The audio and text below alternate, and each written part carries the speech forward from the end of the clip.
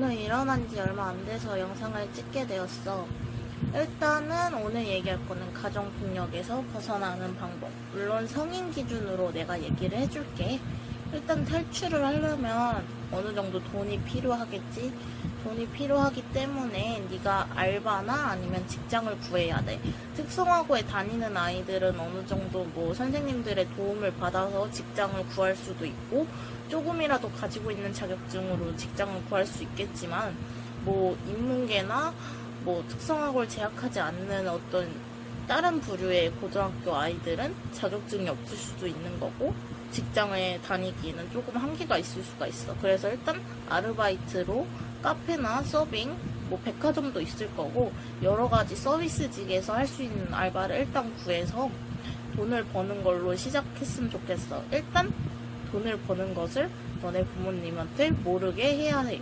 뭐 가령 뭐 공부를 하러 나간다든지 아니면 친구를 만난다든지 등의 핑계로 약간 알바를 하는 것을 숨기고 너의 돈을 온전히 너의 것으로 만든 다음에 천천히 한 달 정도 빡시게 일해서, 뭐 매일매일 일을 해야겠지. 아무래도 빨리빨리 나오려면 한 달 정도 빡시게 일하면 뭐 관악구 정도에는 원룸을 얻을 수 있거나 아니면 고시원을 얻을 수 있을 거야.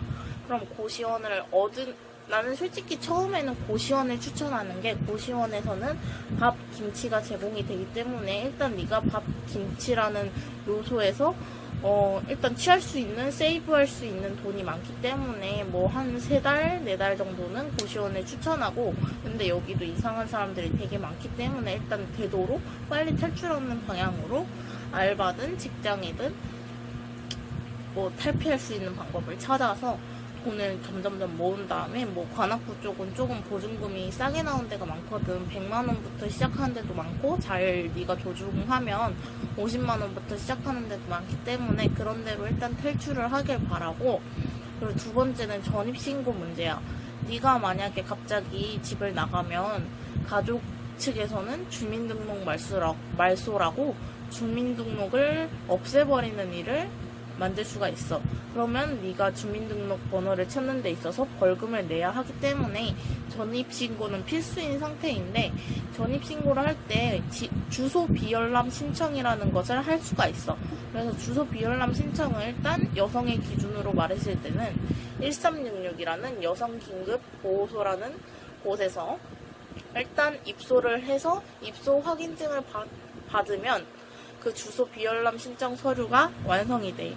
아니라면 뭐 가정폭력 피해 상담소가 지역마다 있을 거야. 거기서 상담한 기록을, 상담 서류를 받으면 주소 전입신고를 할 때 같이 비열람 신청을 할 수 있고, 만약에 성폭행으로 인한 가정폭력이라면 경찰조서 확인서 또는 유사진단서 둘 중 하나만 가져가면 주소 비열람 신청을 할 수 있고, 일단 그 실거주지에 거주하고 있는지가 중요하기 때문에 그 서류를 작성하고, 뭐 가해자들의 어떤 열람할 수 있는, 너의 주소를 열람할 수 있는 가능성이 있는 사람들을 주민번호를 다 작성한 후에, 그리고 사실 주소지 거주 사실 조사가 같이 나가게 돼. 그래서 주민센터 분과 같이 조사를 나가게 되고, 집주인과 통합 혹은 그리고 고시원 주인분과 통화를 하게 되고, 그리고 사진을 약간 찍어 가실 거야. 그래서 주소지가,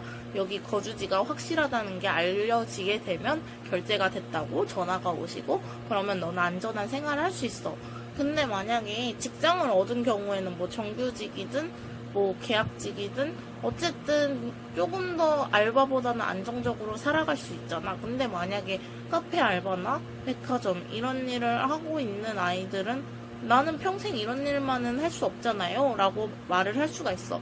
그런 아이들을 위해서 일단은 나는 자격증 준비를 조금 해보라고 하고 싶고, 말하는 연습을, 서비스직을 알바를 하면서 조금 연습을 하라고 하고 싶어. 왜냐면 면접을 볼 때 중소기업은 약간 면담 형식으로 서로를 더 알아보게 되는, 약간 서로 알기 위한 대화 형식으로 면접이 이루어지기 때문에 즉시 약간 뭔가 준비된 것보다는 즉답을 하는 게 중요하기 때문에 즉답을 했을 때 막힘없이 나오는 게 중요하거든. 그래서 알바를 통해서 일단 그런 연습을 하고, 뭐 너 저축할 수 있는 돈은 저축해서 일단 나온 상태라면 일단 자격증 학원에 등록을 했으면 좋겠어. 그래서 정말 기본적인 자격증, ITQ 엑셀이나 ITQ 한글, ITQ 파포 같은 자격증을 취득을 했으면 좋겠고, 더 나아가면 뭐 워드 프로세스나 아니면 컴퓨터 활용 능력이 있는데 일단 급하다면 그쪽으로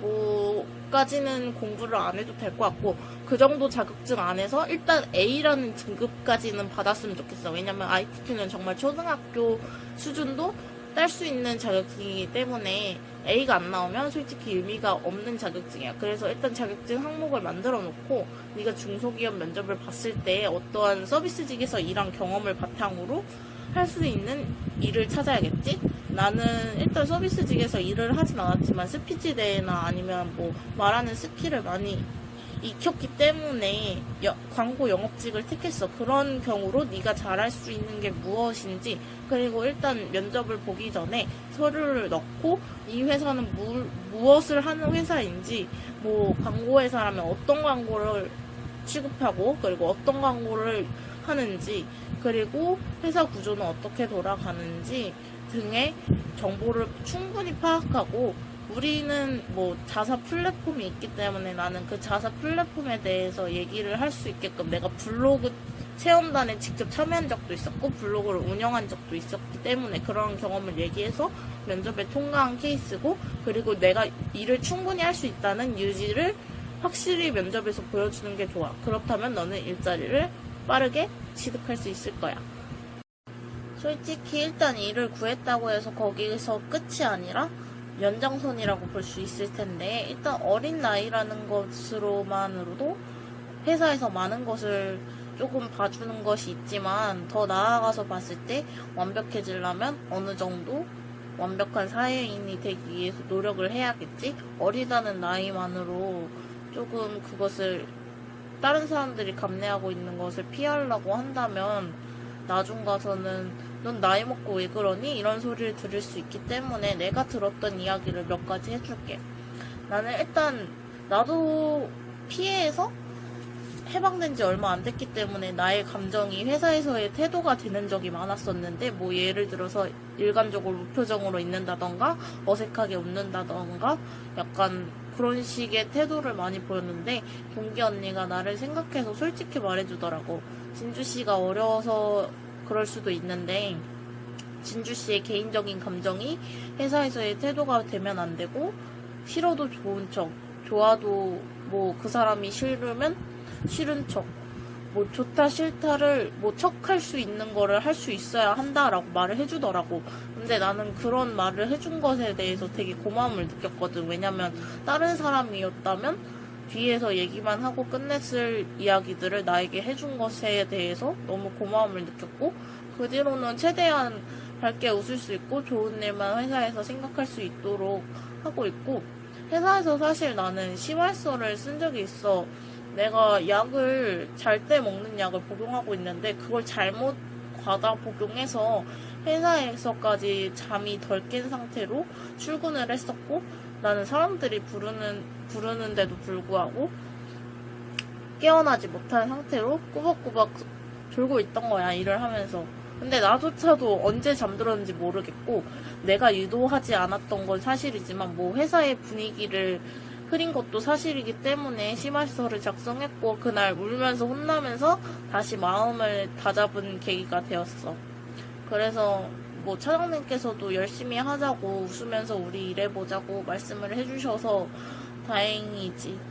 나는 앞으로 더 열심히 일할 거고, 이 광고라는 어떤 직종에서 일하고 있지만 되게 뿌듯함을 느껴. 어떤 점에서 뭐 성과가 나왔을 때 이 사람이 고맙다고 말을 해줄 때, 거래처가 나 덕분에 뭔가 잘 되고 있어요 라고 말을 해줄 때 나는 더 열심히 하고 싶은 마음이 들고, 더 많은 거래처를 관리하고 싶다는 생각이 들고, 물론 그 과정에서 실수를 할 수 있겠지만 그런 것들조차도 하나의 경험이 될 거라고 생각해서, 일단 너의 직장은, 첫 직장은 너가 앞으로도 봤을 때 더 오래 성장 가능성이 있는지, 네가 더 자부심을 갖고 일할 수 있는지도 중요한 것 같아. 무작정 알바나 이런 것들은 내가 앞에서도 말했지만 단기적인 부분이고, 직장은 확실히 오래 가야 하는 부분이기 때문에 광고든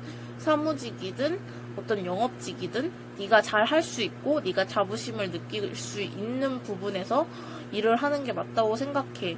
뭐 정 여의치 않으면 뭐 최선의 선택이 아니더라도 차선의 선택으로 갈 수도 있는 거고, 사실 나도 디자인을 하고자 했었고, 하지만 디자인 쪽에서 일을 하지 못했지만 조금 스피티 대회나 여러 발표 대회를 통해서 어느 정도의 쌓은 말발의 스킬?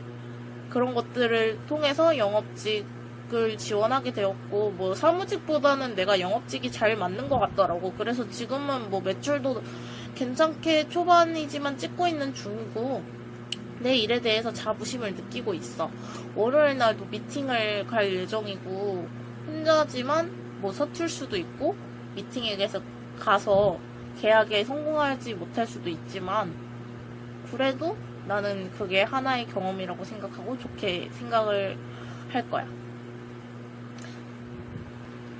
나조차도 아직 사회 초년생이지만 아직 배울 게 많고, 직장도 아직 7개월 정도밖에 안 다니는 상태이기 때문에 많은 것을 말해줄 순 없지만, 기본적인 거, 첫 번째로 말하고 싶은 건 너의 기분이 회사에서의 태도가 되면 안 되고, 좋아도 싫은 척 그냥 웃어라. 웃을 수 있으면.